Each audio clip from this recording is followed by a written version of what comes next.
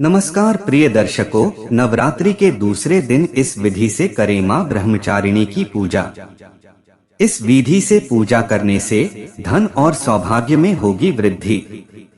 दर्शकों, सनातन शास्त्रों में निहित है कि नवरात्रि के दूसरे दिन साधक का मन स्वाधिष्ठान चक्र में स्थिर रहता है। मां की महिमा निराली है। उनके मुखमंडल पर कांतिमय आभा झलकती है। इससे समस्त जगत आलोकित होता है। मां ब्रह्मचारिणी के एक हाथ में माला और दूसरे हाथ में कमंडल है। मां की पूजा उपासना करने से विद्या की प्राप्ति होती है और मां ब्रह्मचारिणी को विद्या की देवी भी कहा जाता है। हर वर्ष आश्विन माह के शुक्ल पक्ष की प्रतिपदा तिथि से लेकर नवमी तक शारदीय नवरात्रि मनाई जाती है। इस वर्ष 15 अक्टूबर से लेकर 23 अक्टूबर तक शारदीय नवरात्रि है। नवरात्रि के दूसरे दिन मां दुर्गा के दूसरे स्वरूप मां ब्रह्मचारिणी की पूजा अर्चना की जाती है। साथ ही विशेष कार्य में सिद्धि पाने हेतु व्रत भी रखा जाता है। धार्मिक मत है कि मां की पूजा उपासना करने से मनुष्य के सकल मनोरथ सिद्ध होते हैं। साथ ही घर में सुख, समृद्धि और खुशहाली आती है। आठ साधक विधि विधान से नवरात्रि के दूसरे दिन मां ब्रह्मचारिणी की पूजा करते हैं। अगर आप भी मां ब्रह्मचारिणी की कृपा के भागी बनना चाहते हैं, वीडियो को अंत तक और ध्यान से सुनें और आगे हमने बताए गए तरीके से इस विधि से मां की पूजा उपासना करें।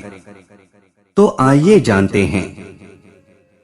सनातन शास्त्रों में निहित है कि नवरात्रि के दूसरे दिन मनुष्य का मन स्वाधिष्ठान चक्र में स्थिर रहता है। मां की महिमा निराली है। उनके मुखमंडल पर कांतिमय आभा झलकती है। इससे समस्त जगत आलोकित होता है। मां ब्रह्मचारिणी के एक हाथ में माला और दूसरे हाथ में कमंडल है। मां की पूजा उपासना करने से विद्या की प्राप्ति होती है। अत मां ब्रह्मचारिणी को विद्या की देवी भी कहा जाता है। अब हम जानेंगे पूजा विधि। नवरात्रि के दूसरे दिन ब्रह्मा बेला में उठें। इस समय जगत जननी आदिशक्ति मां दुर्गा के दूसरे स्वरूप को प्रणाम करके दिन की शुरुआत करें। इसके पश्चात घर की साफ सफाई करें। दैनिक कार्यों से निवृत्त होने के बाद गंगाजल मिश्रित जल से स्नान करें। इस समय आचमन कर शुद्ध करें। इसके पश्चात नवीन वस्त्र धारण करके व्रत संकल्प लें।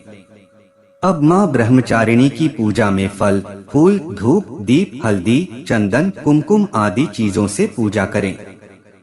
मां ब्रह्मचारिणी को चीनी और मिश्री प्रिय है। आठ भोग में उन्हें लाल रंग के फल, चीनी और मिश्री अर्पित करें।